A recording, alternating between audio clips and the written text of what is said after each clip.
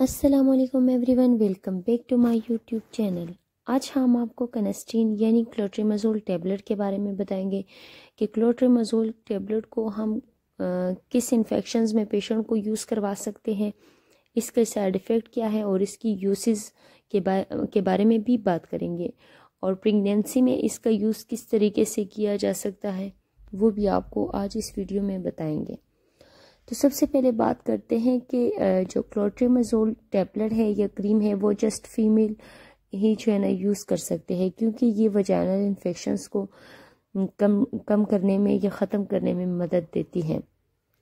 तो जो टैबलेट है ये जस्ट वजाइनल यस्ट इन्फेक्शंस के लिए ही इस्तेमाल करवा सकते हैं। यानी कि किसी पेशेंट को वजाइनल यस्ट इन्फेक्शन हो जाए, वजाइनल फंगल इन्फेक्शन हो जाए, वजाइनल कैंडिडियासिस हो जाए, तो उसको ख़त्म करने के लिए जो है ना हम पेशेंट को क्लोट्रीमाजोल क्रीम जो है ना वो दे सकते हैं। और इसको हम वजाइनल थ्रश भी कहते हैं, वजाइनल एंटी फंगल इन्फेक्शंस को। इन तमाम कंडीशंस को ठीक करने के लिए क्लोट्रीमाजोल यूज़ की जा सकती हैं। और क्लोट्रीमाजोल बहुत अच्छा ब्रॉड स्पेक्ट्रम एंटीबायोटिक से एंटी फंगल इन्फेक्शंस को ख़त्म करने के लिए। वजाइनल इन्फेक्शन से में जो है ना क्या होता है, यानी इसके क्या सिम्टम्स है कि पेशेंट्स को वाइट जो डिस्चार्ज है वो होता है, यानी डिस्चार्ज होता है और उसमें से बाज़ोकात स्मेल भी आती है। और बाज़ोकात ये वाइट कलर का होता है और बाज़ोकात थोड़ा येलो टाइप का होता है। ये ज़्यादा पानी टाइप भी हो सकता है और गाढ़ा भी हो सकता है।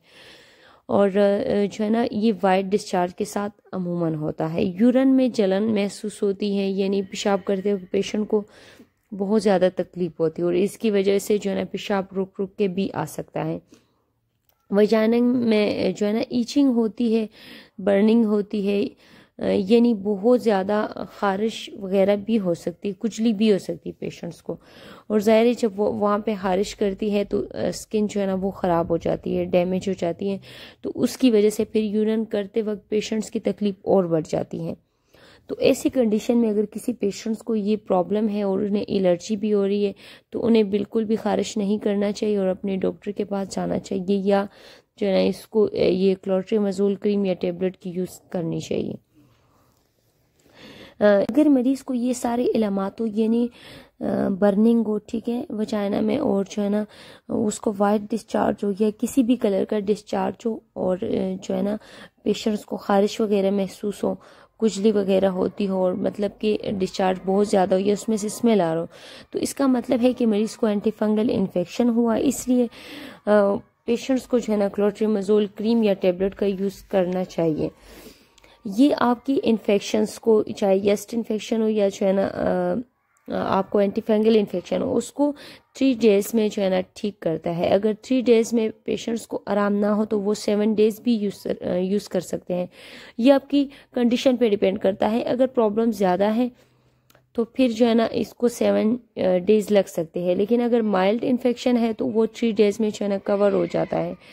इसके अलावा अगर इस मेडिसिन से आराम ना हो तो इसके साथ कुछ ओरल मेडिसिन भी यूज़ कर सकते हैं, जैसे कि फ्लूकनजोल, मेट्रोनिडाजोल यानी फ्लैजेल, इसके अलावा सेफ्रोफ्लॉक्सासिन या जो है ना सेफिक्साइम, इस तरह के एंटीबायोटिक भी जो है ना पेशेंट को यूज़ करवा सकते हैं। अब हम बात करते हैं कि हाउ टू यूज़, इसको कैसे यूज़ करवाया जा सकता है। पेशेंट्स को एप्लेक्टर के ज़रिए इसको जो है ना यूज़ करवाते हैं पेशेंट्स को, और आपने इस बात का ध्यान रखना है कि एप्लेक्टर को जो है ना डेटोल या गर्म पानी के साथ धोना है ताकि आपका इन्फेक्शन ना बढ़े। यानी ज़ाहिर है वो जो वजाइना में इन्फेक्शन होगा वो उसके साथ लगेगा और दोबारा आप गंदे ही एप्लेक्टर को यूज़ करोगे तो इन्फेक्शन ठीक होने के बजाय बढ़ता जाएगा, ठीक है।